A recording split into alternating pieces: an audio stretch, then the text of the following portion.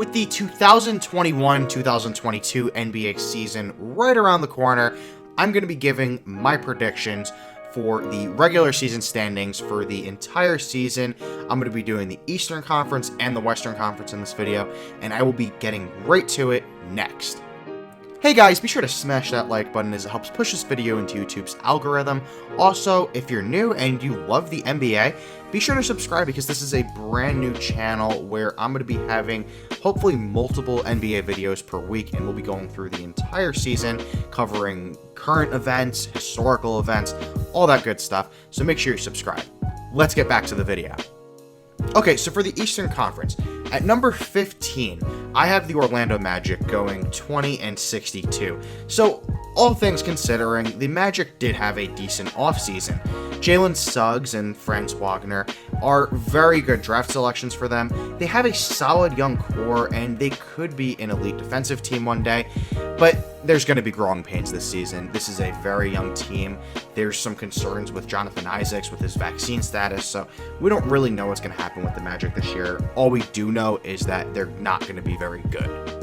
At number 14, I have the Detroit Pistons at 22-60. So right now, all eyes are on Cade Cunningham. Jeremy Grant needs to improve on his production from last year, which was very good. And I really want to know if Saddiq Bey can improve to something more than that. And what's going on with Killian Hayes? Is he going to be a complete bust, or can he maybe find something and become a good NBA player? The Detroit Pistons gave Kelly Olynyk this head-scratching contract over the offseason. Ultimately, they don't have the talent right now, but who knows what could happen 3 years from now. At 13, we have the Cleveland Cavaliers, who I think will be going 26-56. On paper, they made some improvements, but they really have to figure out what to do at center with Jared Allen and Evan Mobley. Are they going to trade Colin Sexton, and can Darius Garland take the next step? All that remains to be seen. At number 12, the Washington Wizards, who will be going 30-52. The Wizards got deeper, for sure, but that depth, in my opinion, does not make up for Russell Westbrook being gone.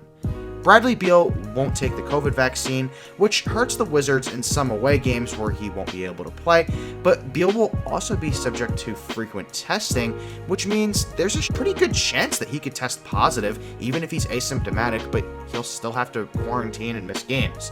Maybe he gets traded by the deadline. I don't really know, but all I do know is it's a rough time to be a Wizards fan. At 11, I have the Toronto Raptors at 31-51. So the big question for the Raptors is, can Pascal Siakam regain his all-star form? Scotty Barnes is a really nice pickup, but the loss of Kyle Lowry will definitely hurt not only on the court, but in the locker room too, because he was the leader of not only last season's team, but even their championship team. The rest of the East got a lot better, and Toronto honestly didn't get better, and I think their record will reflect just that. At 10, we have the Indiana Pacers at 39-43.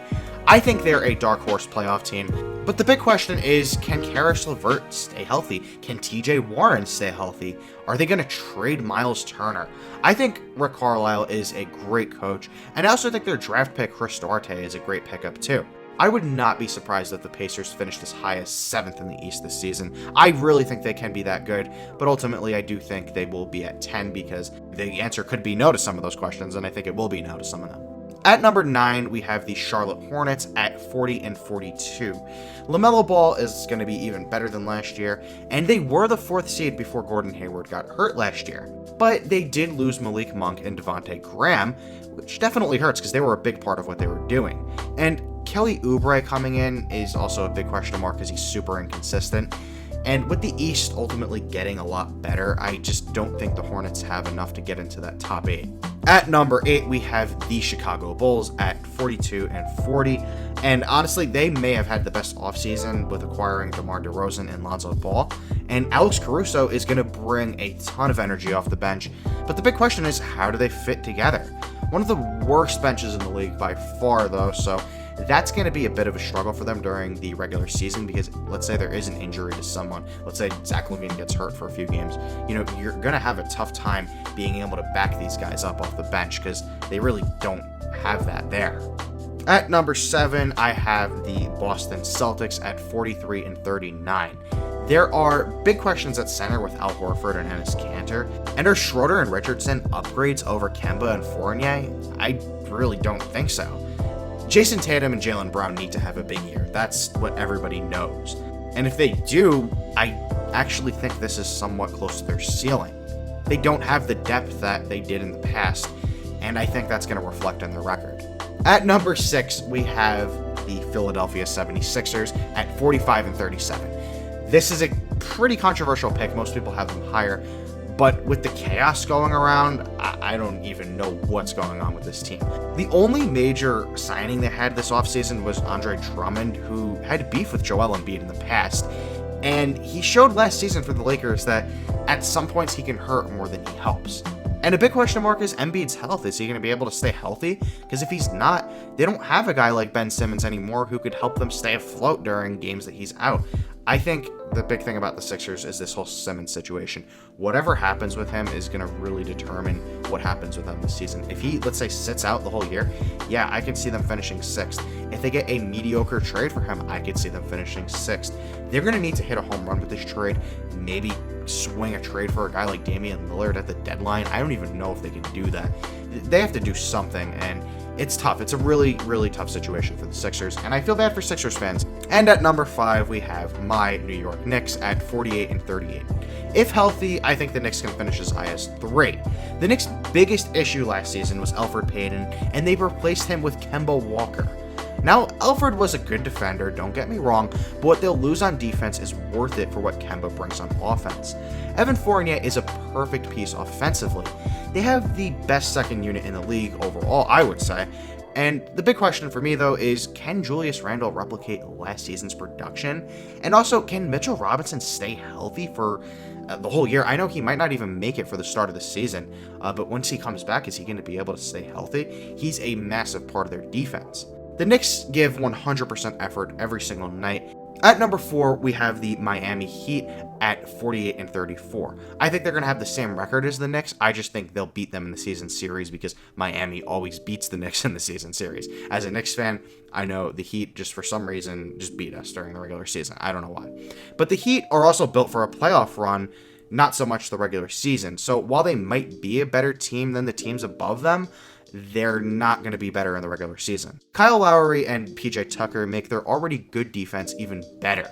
Can Victor Oladipo be able to stay healthy for a full 82-game season? And can Tyler Hero live up to his potential too? At number 3, we have the Atlanta Hawks at 50-32. The Hawks didn't really have many changes this offseason. They mostly brought back the same core, but I think they're going to build on momentum from last year. They did go 27-11 with Nate McMillan as their coach last year, so I really think that they're going to continue that pace and be a top 3 seed in the East. At number 2, we have the Brooklyn Nets at 56-26. The Kyrie vaccine situation is going to be huge for the Nets. When you have your second or third best player not being able to play home games, that's going to be detrimental to them. I really think that's going to hurt them a lot. And especially when KD and James Harden have question marks in terms of their health. Are they going to be able to stay healthy over the full season? And if one of those guys misses games and Kyrie's not there, that's going to be tough for them to win those games. Now, Patty Mills is going to be huge for them while Kyrie is out. They are a deep team overall. I do think the loss of Jeff Green hurts, though, but the biggest key with the Nets is health. And if they were healthy, I mean, you don't even know. Maybe they could win 74 games. But health is going to be everything for the Nets this season. That's really what's going to make or break it for them, and including the playoffs, too. At number 1, I have the Milwaukee Bucks at 60-22. The loss of PJ Tucker hurts, and they didn't really make any improvements, too. But they don't need any major roster improvements because they finally found their groove with the current roster. Giannis can cement himself as the best player in the league, and they can build on last year's championship run by dominating the regular season and maybe winning another championship. Who knows? Now we move to the Western Conference, and at 15, I've got the OKC Thunder at 20-62. This team is tanking, and they're probably looking to trade for more draft picks.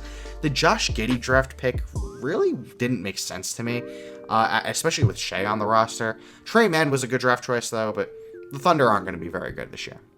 At 14, I've got the Houston Rockets at 22-60. They're tanking. They have their own draft pick, and they're going to try to get a top 5 pick. Jalen Green could be a future superstar for sure, but Christian Wood definitely needs to continue last season's production and stay healthy. But let's just see what the John Wall and Eric Gordon trades, or at least potential trades, would bring them. I think if they can get some decent picks, I really think they're going to really focus on just tanking and player development and all that stuff. At 13, I've got the Minnesota Timberwolves at 30-52. There is turmoil in Minnesota with the sudden firing of GM Gerson Rosas. The whole thing is, how is Cat going to be? Is he going to be happy? Is he going to be healthy? And can D'Angelo Russell return to all-star form? I don't know. Instability off the court might be the Wolves' biggest problem, though. At 12, I have the San Antonio Spurs at 34-48. This team is rebuilding. They lost DeMar DeRozan and Patty Mills and are all in on youth. Greg Popovich is arguably the greatest coach of all time, and he's going to help them be a good competitive young team, but they're not going to be competing for a playoff spot. At 11, I have the Sacramento Kings at 37-45. They need their young players to develop to take the next step. Maybe try making a trade for Ben Simmons. They need to take some risk because they're going to be stuck in this position for a while if they don't make any massive improvements. At 10, we've got the New Orleans Pelicans at 38-44.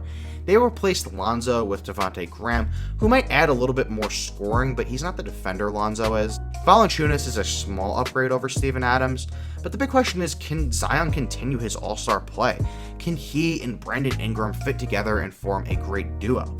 I don't think they have the depth to be a playoff team. I think the biggest concern for the Pelicans might be off-the-court issues because you never know if Zion can just request a trade. That would be crazy. At 9, we've got the Portland Trail Blazers at 41-41. They made zero improvements to help Damian Lillard. It was a shame. Is Portland going to trade him? Or are they going to trade him at the deadline? Is he going to stay? I don't really know. I just think he should get on out of there because they've shown that they don't care enough to help him and put a good roster around him. So I don't think he should care enough to stay there and, show them that commitment. I think he should try to take his talents to a different team and try to win a championship. I really think that's the best move for Damian Lillard. But if the roster stays as is, Lillard can do what he normally does and carry them to a 500 record. At 8, I have the Golden State Warriors at 43-39. They drafted pretty well with Kuminga and Moody, and the big X factor here, though, is Klay Thompson. When is he coming back, and how good is he going to be? If he can be 80% of what he was, the Warriors are going to be okay. They don't have as much depth as they used to, though, and Andrew Wiggins might not be playing home games because of his anti-vax stance, so that's going to be kind of tough for them. I really don't know how they're going to do until Klay comes back. If Klay can be good, then I think they can go on a little bit of a run at the end of the season and definitely make the playoffs, but I definitely think the days of 60-win Warriors teams are gone. At 7, I have the Los Angeles Clippers at 45-37. With Kawhi Leonard out indefinitely, the loss of Rondo and Beverly, the Clippers really need Paul George to play like an MVP, and they need Reggie Jackson to show what he showed in the playoffs. I think they'll make the playoffs and hopefully be in a good position to make a playoff run if Kawhi can make it back by then. At number 6, we have the Memphis Grizzlies at 46-36. The loss of Valanciunas definitely hurts, but Steven Adams isn't bad. He's actually just a minor downgrade. But the thing is, they need Ja Morant to be an all-star, and they need for Jaren Jackson to really take that next step, and they need for Dillon Brooks to also keep improving. At number 5, I have the Dallas Mavericks at 48-34. I think Luka is going to have a massive year, but the big question is, as it has been for the past 2 years, what's going on with Porzingis? Them re-signing Tim Hardaway Jr. is great, and I also think Reggie Bullock is going to be a great 3-and-D player for them. At number 4, we've got the Denver Nuggets at 54-28. The big question is, when is Jamal Murray going to return and how good will he be? Also, can Michael Porter Jr. live up to his $200 million extension? At number 3, we have the Phoenix Suns at 55-27. Can they build on that finals run? DeAndre Ayton and Mikal Bridges need to improve to make up for CP3's eventual decline, and Booker needs to keep up his all-star play. They could possibly make a championship run if the Lakers' health and age concerns are true, though. At number 2, I've got the Utah Jazz at 57-25. We know that the Jazz are not real playoff contenders, but Donovan Mitchell and co. have been a solid regular season team the last few seasons, and they should continue to do so. They didn't really get better this offseason, but they didn't get worse. And at number 1, we have, of course, the Los Angeles Lakers at 60-22. On paper, they're the best team in the West. It's not even a question mark. There are question marks, though, with this team. Can LeBron keep this level of production up? How will he and Westbrook fit together? is Anthony Davis healthy? I think this team has the highest IQ in the league, and if they can figure things out, it's going to be hard to beat them. Health is hard to predict, but they're so deep, I think they could even win a few games with injury issues. And that's it for my regular season predictions. Let me know what you guys think in the comments. Do you agree? Do you disagree? Or what do you disagree on? And yeah, we'll be back with more predictions for the regular season next video with my awards predictions. That should be coming out on Thursday. So yeah, guys, thank you so much. Again, subscribe to the channel if you're new, and make sure you like the video. Thank you guys so much for watching, and most importantly, have a great day.